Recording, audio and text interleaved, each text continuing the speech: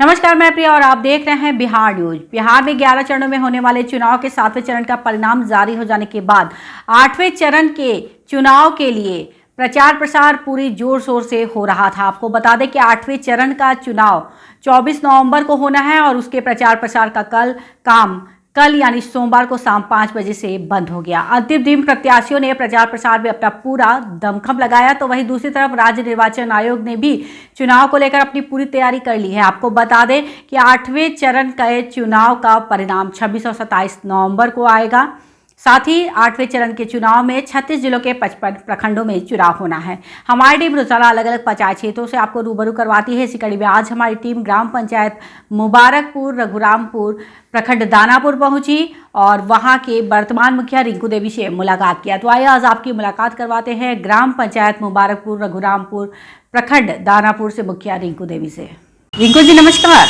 नमस्कार, बहुत बहुत स्वागत है आपका बिहार न्यूज में।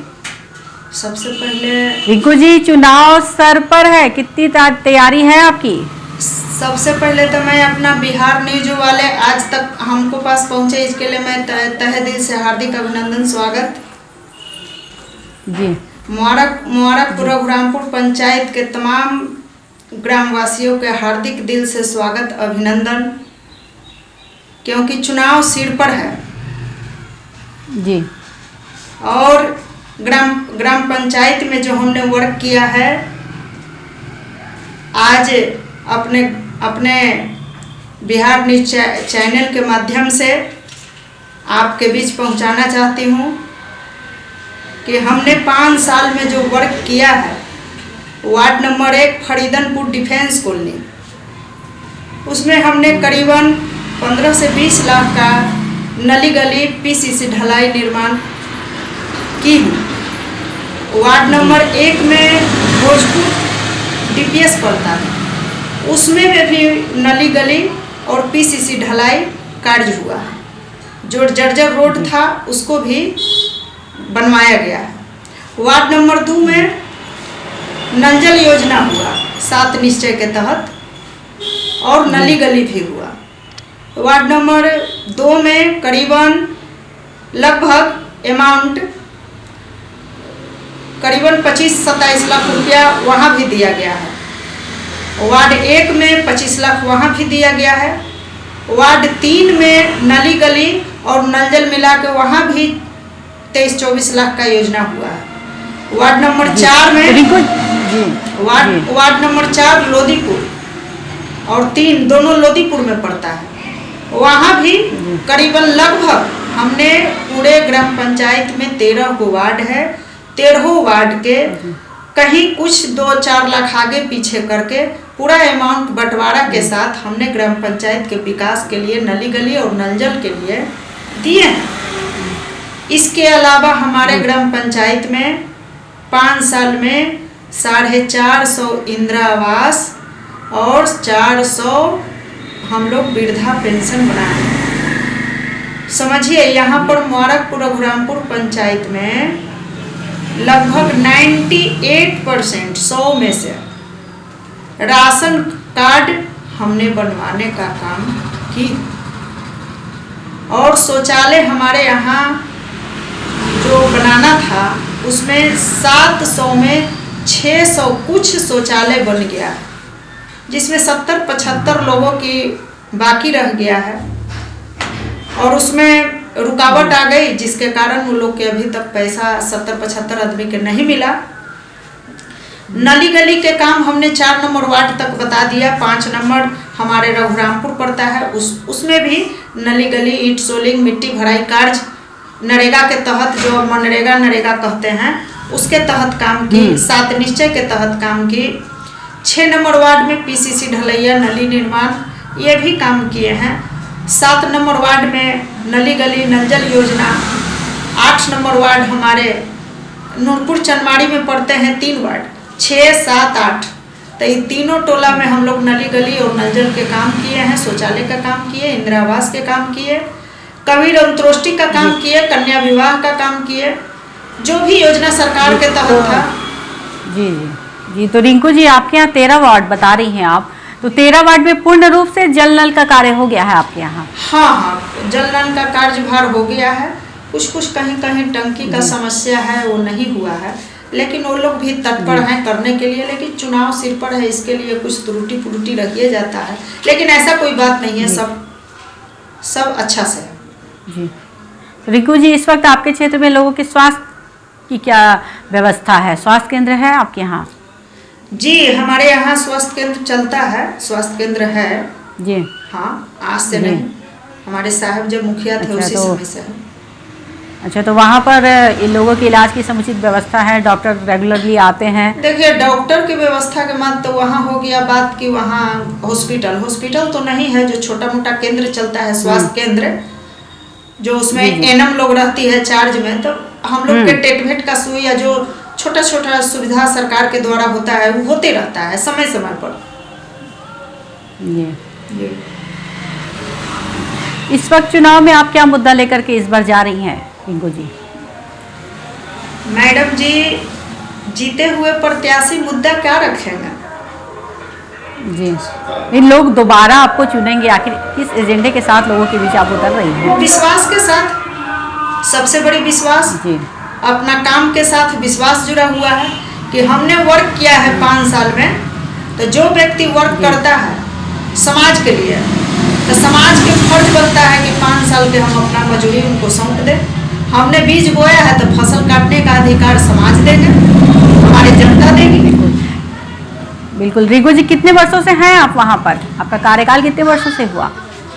देखिए, हमारे यहाँ हम तो प्रेजेंट 5 साल के लिए लेडी सीट आरक्षण हुआ था स्वयं है जी जी। और इससे पहले 2011 में हम लोग चुनाव में स्टेक कर गए थे। उससे पहले हमारे साहब रहे, उनसे पहले पिताजी रहे, उनके बाद उनके पिताजी रहे, तो दादाजी हुआ जी। स्वर्गीय बलदेव राय तो जो प्रमुख थे, वो ब्लॉक के लगातार 20 वर्ष प्रमुख रहे। हमारे पिताजी लगातार 2001 में जब घोषणा हुआ चुनाव का, पहले तो नहीं ना था कि 5 साल में एक बार चुनाव होता था, लेकिन 2001 से 2005 तक हमारे पिताजी हुए, जो ससुर हुए। 2006 में 11 तक हमारे साहब रहे, जो आप लोग के बीच तो आपके परिवार का काफी लंबे वर्षों से कार्यकाल वहां पर रहा है, तो लोगों से कितना सहयोग मिल रहा है इस बार के चुनाव में आपको? देखिए, हमें पूर्ण विश्वास है अपना जनता पर जी, क्योंकि अगर अच्छे नहीं रहते हैं तो हमारे ग्राम पंचायत के चाचा बाबू दादा भैया लोग इतना दिन तक मुखिया प्रत्याशी चुना करके सीट नहीं देते। कुछ तो अच्छे थे कि 40 वर्ष से हम लोग के बरकरार रखा लोग, इसलिए भरोसा है, रिंकू जी, उम्मीद है। बिल्कुल। रिंकू जी, रिंकू जी, ये बताइए कि इस वक्त आपके क्षेत्र में क्या प्रमुख समस्या सामने आ रही है? कोई प्रमुख समस्या जो आप बताना चाहेंगे? देखिए, प्रमुख समस्या के क्या कहिएगा, समस्या कोई समस्या नहीं होती है, निदान करना हम लोग का काम है। बिल्कुल। तो मुख्य रूप से जब क्षेत्र में जा रही हैं तो क्या सामने आ रही है समस्या? देखिए, पहले ग्राम पंचायत में मेरी समस्या थी कि गांव का रोड नहीं बना हुआ था, तो समस्या था, लेकिन हमने उस रोड के बनाने में पूरा योगदान किया और रोड 3 किलोमीटर तक हमने बनवाई। जो हम लोग का रोड बहुत जर्जर हो चुका था, सब कोई मंत्री विधायक सब जानते थे कि मुबारकपुर का रोड बहुत जर्जर है, किसी से नहीं छिपा हुआ है, हमने बनवाया है। हमें लगता है कि नहीं भाई, हमारा जनता सही है, हमने वर्क किया है, वो मजूरी देंगे। आपके क्षेत्र में महिलाओं की क्या स्थिति है रिंकू जी? कितनी जागरूक है महिलाएं? हमारे महिला बहुत जागरूक है जी। महिला बहुत। और शिक्षा में क्या स्थिति है महिलाओं की? देखिए, पहले तो हमारे ग्राम पंचायत में शिक्षा का अभाव कमी था, लेकिन पहले से बहुत पॉजिटिव लोग हो गए हैं। पहले था कि हम लोग बाल बच्चा को अनपढ़ रखते थे, अब की जनता गरीब भी है, तो वो अपना 2 रोटी कम खा करके अपना बाल बच्चा के प्रोग्रेस आगे ले गए हैं। और सबसे पहली बात, तो हमारे ग्राम पंचायत में मैट्रिक तक का स्कूल नहीं था, तो हमने लग भीड़ करके यहाँ पर मैट्रिक करवा दिए और आईएएस के लिए आगे बढ़ गए हैं। लगभग जनवरी फरवरी मार्च तक आईएएस का यहाँ सीट हो जाना चाहिए, यहाँ आईएएस स्कूल हो जाएगा जी। रिंकू जी, अगर दोबारा चुनाव जीत करके आती हैं तो और कौन से कार्य की प्राथमिकता देंगी आप? सबसे पहले क्या योजना है विकास के इस क्षेत्र की नई?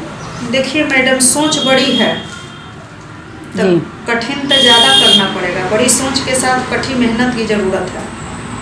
नली गली सरकार को देने से, नल जल देने से कोई आगे नहीं बढ़ेगा। वो एक आश्रित रहता है, लोग इससे बन जैसे कुछ सहारा मिलता है गरीब तक अगर पहुंच जाए तो। इसके लिए हमारा भी था कि कोई फैक्ट्री लग जाए हमारे ग्राम पंचायत में, ताकि हमारे ग्राम पंचायत के जितने महिला 2000-4000 पर बर्तन चूल्हा करने जाती है, उसको ऐसा वर्क हम घर घर दिला दें तो हमारा ग्राम पंचायत आगे बढ़ जाएगा। क्योंकि उनका जो महीनवारी राशि है, जो हस्बैंड कमाते हैं 5000-10,000, अगर दोनों मिलकर कमाएंगे तो हमारा ग्राम पंचायत आगे जाएगा। हमारा जो कह रहे हैं कि शिक्षा, तो शिक्षा उत्थान पर आएगी। क्योंकि ज़्यादा आजकल जो भी शिक्षा हो रहा है बिना पैसा के शिक्षा नहीं हो रहा है।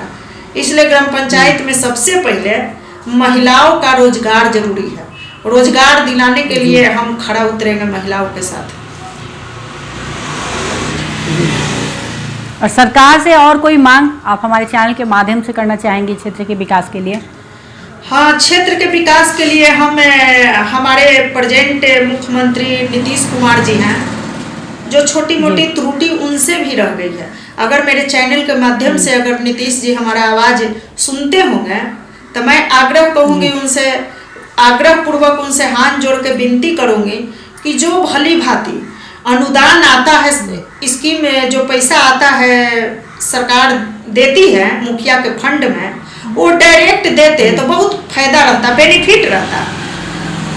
उससे रहता है कि जहाँ जो मुखिया चाहेगा कि इस गली नली का कार्यभार नहीं हुआ है, डायरेक्टली वहाँ पर काम होता। यहाँ पर काम थोड़ा फंसा होता है। चलिए कोई बात नहीं, वहाँ भी समस्या का निदान किया जाएगा। लेकिन मुखिया जी के सिस्टम में नीतीश जी थोड़ा छोटी मोटी बातें रह गई है जो बड़ा बात बन जाता है। जैसे नली गली का पैसा समय पर देना, नल जल का पैसा समय पर खाता में देना, कबीर अंतोष्टि का पैसा खाता में देना, कन्या विवाह के पैसा खाता में देना, ये सब त्रुटि सरकार के पल्ले बहुत भारी मात्रा में है, जो कि अनुदान ऐसे नहीं करता है। हाली वो मुखिया के झेलना पड़ता है। मुखिया कितना पैसा घर से देगा? ये सरकार को चाहिए कि जब अगर किसी को शादी ब्याह हो रहा है, ये 5000 अनुदान देते हैं तो डायरेक्ट अगर खाता में देते आधार कार्ड के साथ, तब लिंक है मैडम, सब आधार से चेकिंग हो करके और बच्ची लोग के कन्या विवाह वाला के मिल जाता तो बड़ी सिस्टम रहता। छोटा योगदान में बड़ी गुण होते हैं, बहुत सा जनता खुश रहते हैं। इसलिए गरीब को आशा रहता है। जी बिल्कुल रिंकू जी, हम चाहेंगे कि हमारे चैनल के माध्यम से आपने जो सुझाव दिया है, जो मांग की है सरकार से, वो सरकार तक पहुंचे और इस पर उचित कार्यवाही जल्द से जल्द हो। बिहार न्यूज़ से बातचीत करने के लिए रिंकू जी आपका बहुत बहुत धन्यवाद। आपको भी प्रणाम।